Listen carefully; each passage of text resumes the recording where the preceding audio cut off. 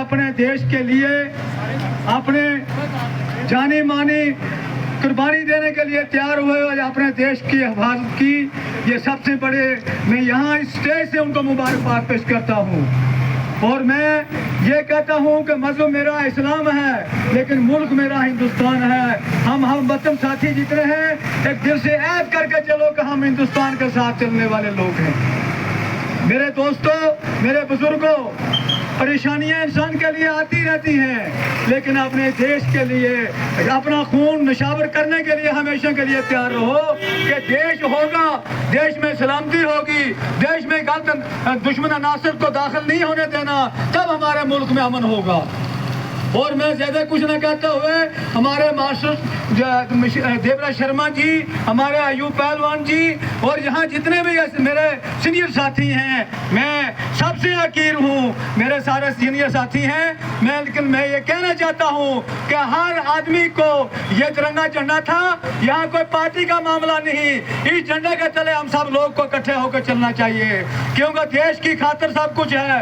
अगर कुछ पीछे माहौल जैसे खराब हुआ था, आज यहाँ आप लोगों को खड़े होने की फुर्सत नहीं रहती थी, लेकिन मेरे रब के फजल से और हमारे देश के प्रधानमंत्री जी के रहमो करम से आज देश में जो है ये अमन हो चल रहा है और देश की सीज बैठ जो किया है ये आप सबको बाखूबी पता है कि हिंदू पाक के बीच में एक जंग की स्थिति बन गई थी और हमारी हिंदुस्तान गवर्नमेंट ने उसके ऊपर क्या सोचकर काबू पाया और जो नासिर हमारे साथ दुश्मनी करने चाहते थे उनको मुंह की खाना पड़ी और उसकी वजह से गिड़गिड़ाए और सीज़फायर की मांग की और मोदी जी ने ये लफ्ज़ कहे कि अगर बाज रहोगे तो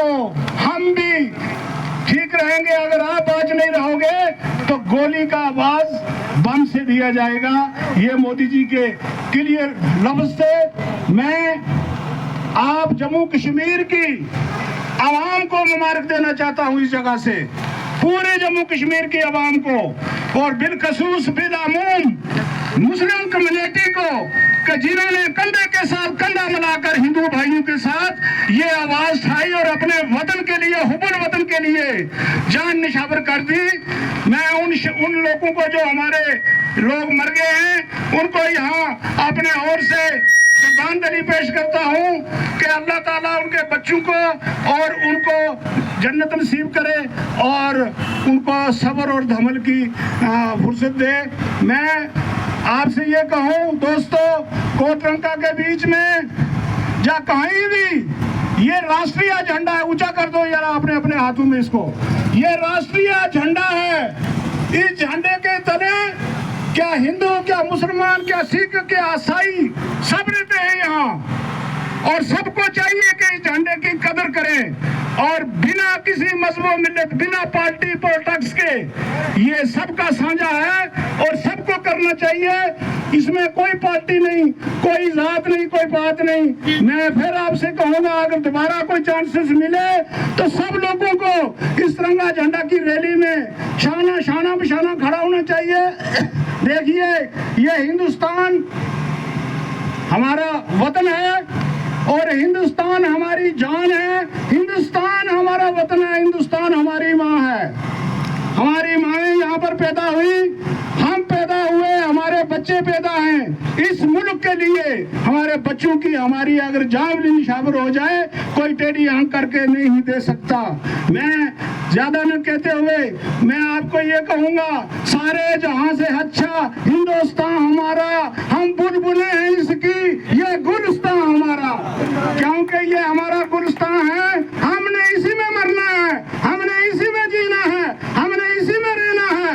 आपको पता होगा जलियांवाला बाग का, आप लोग बहुत सारा कम हिस्ट्री पढ़ते हैं, हिस्ट्री को उठाकर देखें कि जलियांवाला बाग में नौजवानों आपके आपके माँ बापों ने, आपके पुरुषों ने बहुत बड़ी कुर्बानी दी और अंग्रेज को यहाँ पर चपने छोड़कर भागना पड़ा। इस मुल्क के ऊपर कोई भी हावी नहीं हो सकता, ये ख्याल दिल से निकाल कर रखें। और खास करके मैं कोटरंगा के बाशूर आवाम से ये कहता हूँ कि आज हमारा ये साथियों एक हमतान था और हमने मास्टर देवराज जी के साथ मिलके, मास्टर देवराज जी हमारे बीच में हैं, डिस्ट्रिक्ट प्रेसिडेंट, डिस्ट्रिक्ट राजौरी के डिस्ट्रिक्ट प्रेसिडेंट हैं बीजेपी के। इन्होंने इतना बड़ा सहयोग पब्लिक के साथ किया कि यहाँ पर इन्होंने इतना बंदोबस्त किया कि 10,000 आदमी माइग्रेशन हमारे पास मिट सकता था। हमने यहाँ तक भी बंदोबस्त करके रखा था। इस पब्लिक ने यहाँ पर बंदोबस्त किया। इन पब्लिक ने दिल खोल कर कहा कि जो भी मुल्क के लिए हमारी सेवा हो सकती है वो हम करने के लिए तैयार हैं। मैं दोस्तों आपसे कहूँ, यहाँ की फौज जिंदाबाद, यहाँ की बेल्ट फोर्स, यहाँ की एडमिनिस्ट्रेशन, जम्मू कश्मीर की पुलिस, बहुत बड़ा रोल है जम्मू कश्मीर की पुलिस का भी बहुत बड़ा रोल है सिविल पब्लिक के बीच में, आर्मी के साथ साथ। तो मैं आपसे ये अर्ज करूंगा कि यहाँ हमारा कस्बा पिछले 30 साल से मिलिटेंसी में झूलता रहा और आज शब्द कर दिया आपने अपना भाईचारा। मैं गुजारिश करूंगा आपसे, आइंदा के लिए भी आप अपने भाईचारा कायम करके रखें, आपस में भाई भाई रहें, आपस में मिल के रहें, जात पात से ऊपर उठ कर रहें, कोई गलत कमेंट ना करें, कोई गलत बात ना करें जिसकी वजह से कि हमारा मुल्क ये बदनाम हो। मैं ज्यादा कुछ न कहते हुए मैं मास्टर देवराज जी से भी